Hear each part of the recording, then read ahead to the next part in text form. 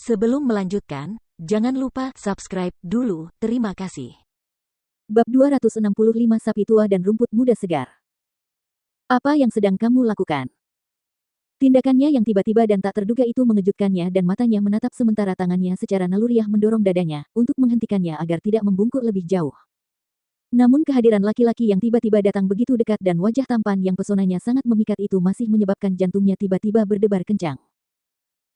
Tatapan mata tajam sang penguasa neraka tertuju tepat padanya, tangannya menekan ranjang pada masing-masing sisi tubuhnya yang menopangnya, seluruh tubuhnya tepat di atasnya, menjebaknya di bawah untuk mencegahnya melarikan diri.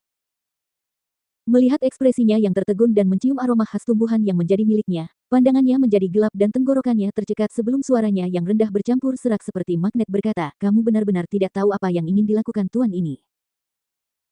Feng Jiu menatap wajah tampan yang begitu dekat di depan matanya dan dia tidak bisa menahan diri untuk tidak menelan ludah dan suaranya pun terdengar jauh lebih lembut. Tentang itu, Tuhan, kita berdua adalah laki-laki di sini dan melihatmu mendorongku ke tempat tidur seperti ini sungguh tidak baik. Orang-orang mungkin akan salah paham jika mereka melihat ini. Meskipun dia merasa bahwa dia adalah lawan yang sangat tangguh, tetapi pria ini memancarkan bahaya dari setiap bagian tubuhnya dan dia takut bahwa dia akan mendatangkan masalah bagi dirinya sendiri sejak saat itu.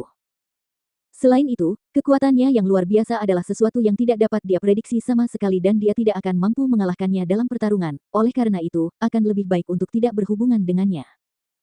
Apakah kamu seorang pria? Matanya yang dalam dan tajam berbinar dengan semburat kegembiraan, kilatan singkat, begitu cepat sehingga mustahil untuk diperhatikan. Tentu saja. Dia berkata dengan mudah, tetapi tertangkap di bawah tatapannya, suaranya terdengar sedikit lemah dan tidak yakin pada dirinya sendiri. Penguasa neraka itu menatap wajah elok rupawan yang tak tertandingi kecantikannya tepat di bawahnya dan napasnya pun terasa berat. Dari jarak sedekat itu, dia bahkan hampir bisa mendengar suara jantungnya yang berdebar-debar.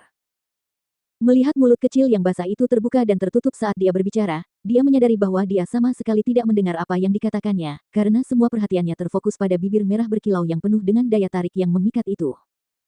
Benar-benar ingin menciumnya untuk mengetahui rasanya. Dan dengan pikiran itu dalam benaknya, sebuah dorongan melonjak dalam hatinya, dan dia terus mengikuti dorongannya saat tubuhnya perlahan menekan ke bawah, matanya menjadi lebih gelap, panas meningkat dalam dirinya saat dia jatuh ke arah bibir merah yang tak tertahankan itu.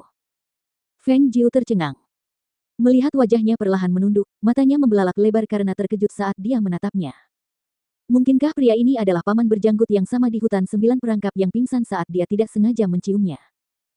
Kapan dia menjadi begitu tak tahu malu?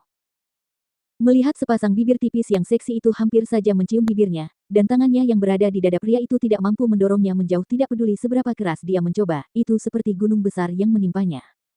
Melihat itu terjadi, sorot matanya berubah dan dia langsung memanggil.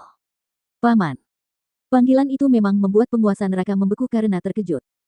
Mata yang tadinya hanya terfokus pada bibir merah yang menggoda itu kini mendongak ke atas, melihat wanita kecil itu menatapnya dengan ekspresi sangat sedih di wajahnya, seolah-olah dia baru saja melakukan dosa besar dan tak terampuni padanya.